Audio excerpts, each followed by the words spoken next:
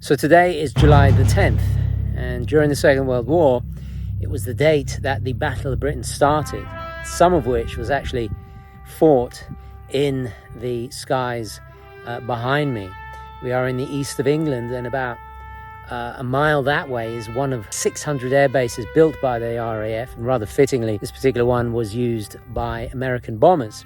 The ones closer to the coast were used by fighters, predominantly the RAF, to intercept the enemy. Where better to announce the release of this, a World War II Weems-inspired Merlin watch by Lorier. Rapid squadron, tally ho, red section. We'll take the rear starboard. Tally ho, yellow. London calling in the overseas service of the British Broadcasting Corporation. This is your Prime Minister, Winston Churchill speaking, to aid those so few of which we owe so much. I personally have instructed the Air Ministry to immediately contact the Right Honourable TGV at Gentry Labs and issue 500 of the finest Lorier Merlin timepieces for our brave pilots defending the air. In our darkest hour, we shall never surrender to bad timekeeping.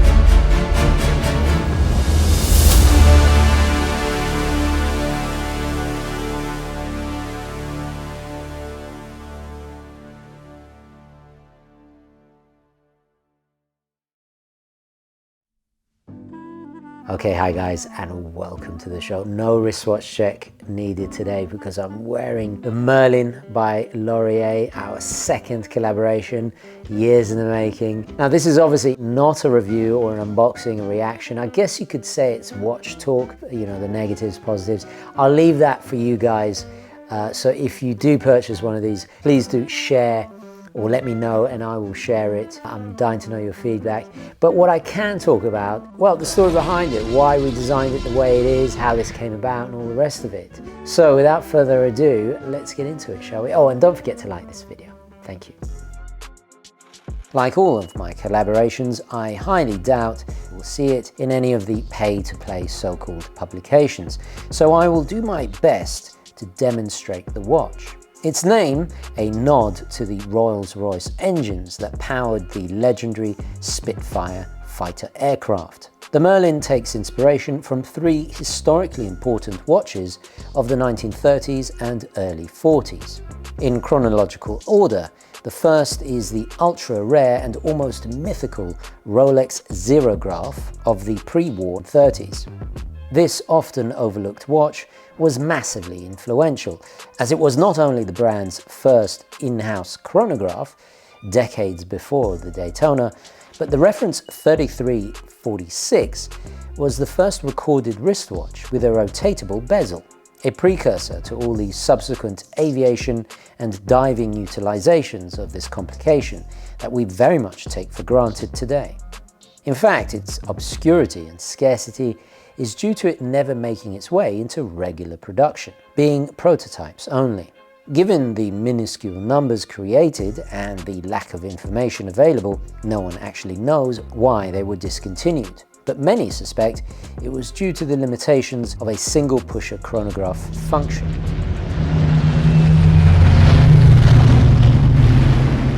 The next two watches that inspired the Merlin are a pair of Weems pilot watches from World War II. Out of the 5 manufacturers, specifically those by Longines and Omega, with JLC, Zenith and Movado being the other 3 brands chosen by the Royal Air Force to issue a total of 7,000 in 1940, at the very outbreak of hostilities during the early dark days of the Battle of Britain. The name Weems is derived from Lieutenant Commander P.V. Weems, who was a well-known aviator, navigator and naval officer school instructor at Annapolis, Maryland in the United States. His pioneering work, primarily with Longines, gave birth to a lockable outer bidirectional rotating friction bezel used to calculate longitude for navigation and also timing critical actions, or in my case, timing jogs and cardio. and the boiling of pasta. Doesn't really get more urban gentry than that.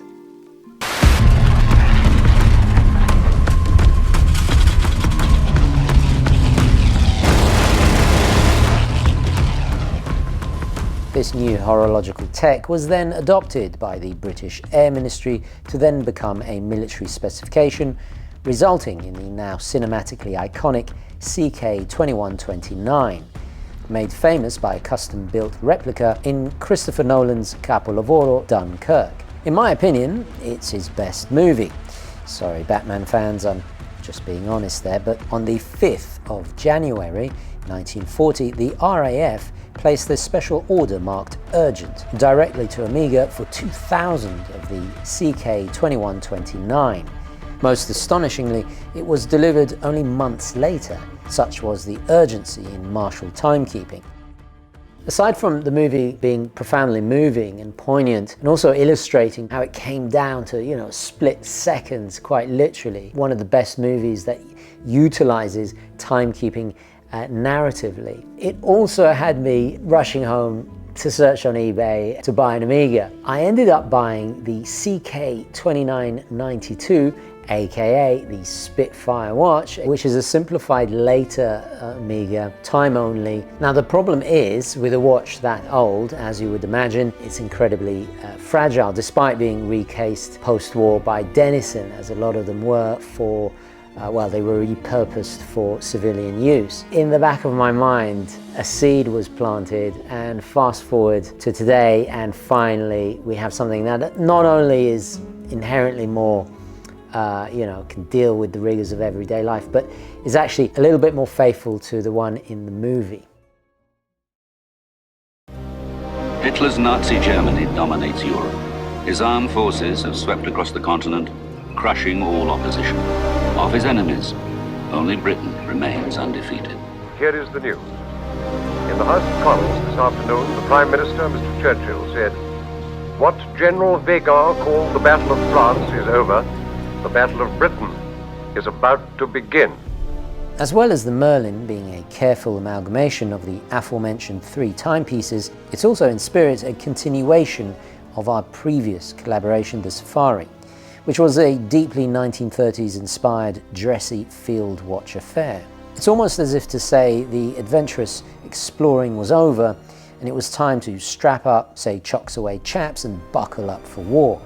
Speaking of which, the final Merlin will be available on an alluringly supple but strong deerskin leather with contrasting stitching in a single pass-through piece to ensure if one of the non-fixed spring bars via the drilled lugs does fail, it will still be attached at the other end. We also shaved off a portion of the 100-meter water-resistant case at an angle between the lugs to make it easier to fit and therefore sit better on the wrist. Now during this video, I'm actually wearing mine on an Italian fatto tutto a mano distressed collar rep. That way I can actually enjoy the mil-spec styled engravings on the case back.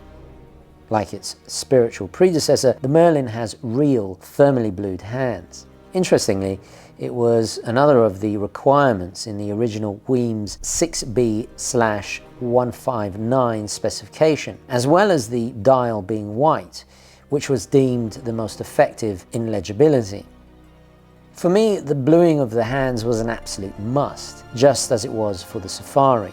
Besides protecting against tarnishing over time, it doesn't cheapen the luster like painted blued hands. Now the Safari made history of being the first with hands like this at the affordable level. And while it was more for aesthetics then, here it's even historically relevant. However, the luminous materials have come a long way since the 1940s.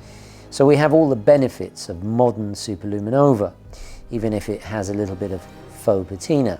And every single hand is treated in differentiated shapes, but favourite of all is that alluring, curvaceous, pear-shaped finest hour hand.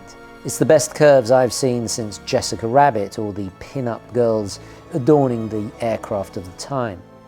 Now originally we were considering a California dial, as we wanted to dare rispetto, or a nod to the efficacy of watches worn by the Miale riding divers of Italy's frogmen.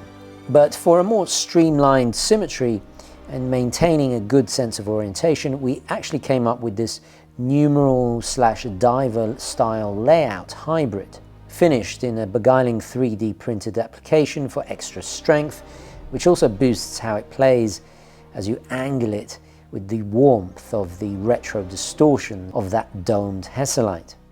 Now, before you grab your pitchforks and complain about the lack of sapphire, this is very deliberate and a kind of calling card of Lorier, so you're just going to have to deal with it, but there is some polywatch included as always. Inside, it's powered by the Miyota 90S5, an automatic movement that, in my opinion, at the entry-level price point, cannot be beaten. Aside from reliability, robustness and specs, it's a true no date with no awkward clicking of a ghost date at midnight or phantom positions to the screw down main crown when setting and hacking for synchronization. It's also a lovably thin movement in architecture, keeping the dimensions very close to the manual wind wartime progenitors of the 1940s. Naturally, size can make or break a watch. And thinking back to the Safari, and bear in mind this was pre-COVID, at the start of the smaller watch trend, it was a real gamble. No one was really doing 36mm watches like that. So my gut instinct was right, as was the Laurier team. We believed in it, and you know, we were nervous because you never know how the market is going to react. But it turned out to be a big success, and also show that there was a demand for it. There was a desire for smaller watches in that style.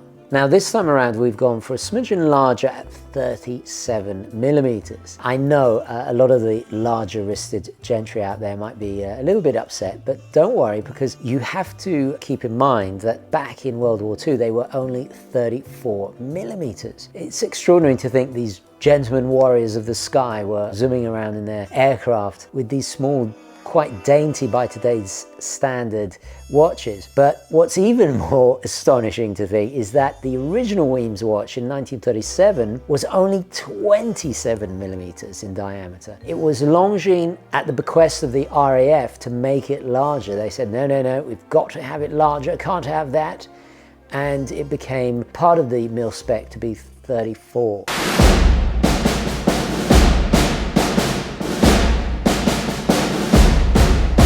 Now, I've spoken several times about my family's extensive and decorated military history, a tradition that goes back centuries.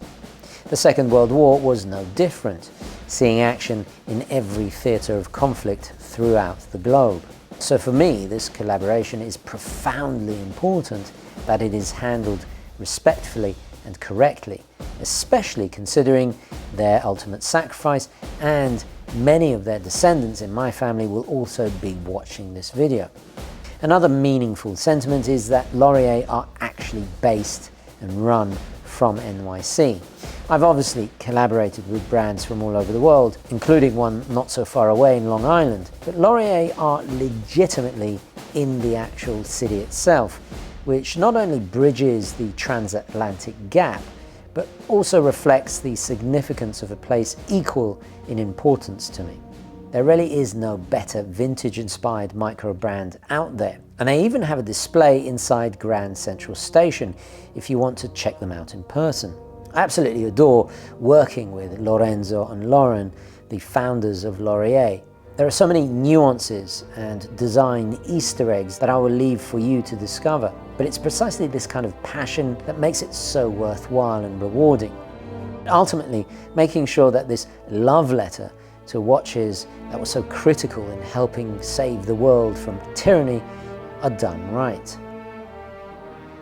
So what is Gentry Labs? Well, it's a sub-brand, but I just wanted to set it up to differentiate all the collaborations and also the projects that might not be, you know, directly related. I'm working on watches, or have worked on watches, general releases that you might not even know. You might even be wearing a watch right now that was designed by me or co-designed by me and not even know it, which is fantastic. Not all brands want to have the co-branding. I'm creating a website to document this, to keep track of it, kind of like an online portfolio of all my work. So that's what Gentry Labs is. And it's become, you know, it's become incredibly successful. So a lot more stuff to come, not just watches, watch related stuff. I'm not going to say too much, I don't want any spoilers. Back to this, I do a few co-branded collabs every year, and this is one of them. Working with Lorenzo and Lauren of Laurier is always an absolute pleasure. I just love working with people like them that are just so talented, and we bounce ideas off each other. You know, I'll have a suggestion, I send it over, and then they'll make little changes, improvements, send it back. It's not always an agreement, you know, but that's what drives forward and creates, ultimately, in my opinion, something that's more nuanced, more carefully considered, and therefore a better watch in the end. Very different creating a watch yourself from scratch to working with other people. Yeah, I guess another little dream come true here, so I'm very, very happy. Let me know your thoughts in the comments. Don't forget to like this video, very important indeed. Oh, and check out this video for a nice travel vlog in Germany and a lot more stuff. Some crazy, crazy watches. A little sneak peek of my next purchase as well. I'm going to leave it there before I rabbit on far too much about this watch. I'm excited, you know, it just brings me profound joy to see this become a reality. And finally I can wear it, you know, the secret is out. So I will return to regular programming back in New York City, hopefully very soon. So onwards and upwards, thank you for watching, and I'll catch you in the next one. Okay, ciao.